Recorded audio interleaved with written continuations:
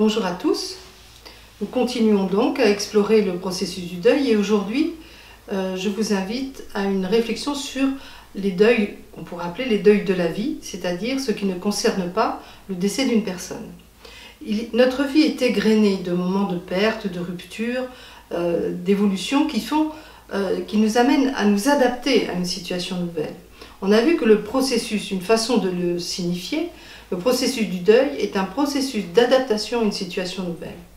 Par exemple, passer de l'enfance à l'adolescence, puis à l'âge adulte, puis à la maturité, voire au très grand âge, nous amène à nous adapter à ces différentes situations, ces différents vécus, ces différents enjeux aussi dans notre vie.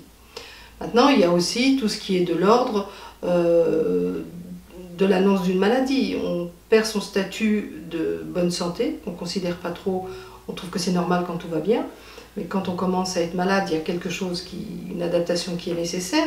Il y a aussi tout ce qui est de l'ordre, par exemple, du chômage, il y a aussi tout ce qui est de l'ordre des ruptures de liens, que ce soit des liens amicaux, que ce soit des liens amoureux, et on va voir que dans les liens amoureux, parfois, ces deuils-là sont difficiles à vivre également. Mais il y a aussi tout ce qui est de l'ordre, par exemple, du déménagement, qui fait qu'on change d'environnement, même si c'est un déménagement choisi. Il faut s'adapter au nouvel environnement, et tout ça, c'est associer une grille de lecture pour comprendre les difficultés que l'on peut rencontrer. C'est la lecture du processus de deuil. Donc, prenons par exemple une rupture sentimentale, la fin d'un couple. On a vu précédemment que les différents paramètres qui vont conditionner le vécu du deuil sont importants à considérer. Si on prend la rupture sentimentale, si c'est moi qui choisis de mettre fin à une vie de couple, si c'est mon compagnon de vie qui choisit de mettre fin, ça va avoir un autre impact. Si c'est un choix qui a été décidé ensemble, si notre histoire de couple nous amène à considérer qu'il vaut mieux cesser aujourd'hui parce que le couple devient stérile, on pourrait dire ça comme ça, disons que la relation devient stérile plutôt. Maintenant, s'il y a des enfants ou s'il n'y en a pas, si ça induit un changement de niveau de vie, si ça induit un déménagement, tout ça bien sûr va avoir un impact sur l'histoire de vie, sur le vécu du deuil suite à la rupture.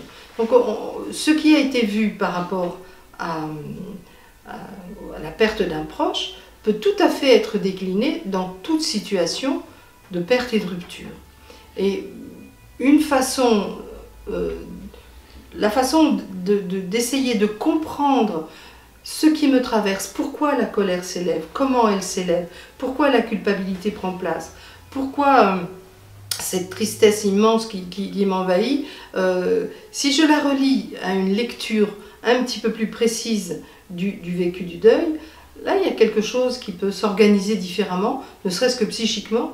On sait qu'on est dans un processus et on sait que ce processus évolue.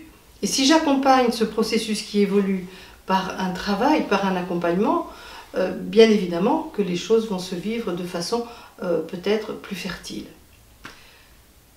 Voilà, ceci conclura notre réflexion sur le deuil. Je vous invite à une prochaine réflexion prochainement. À bientôt.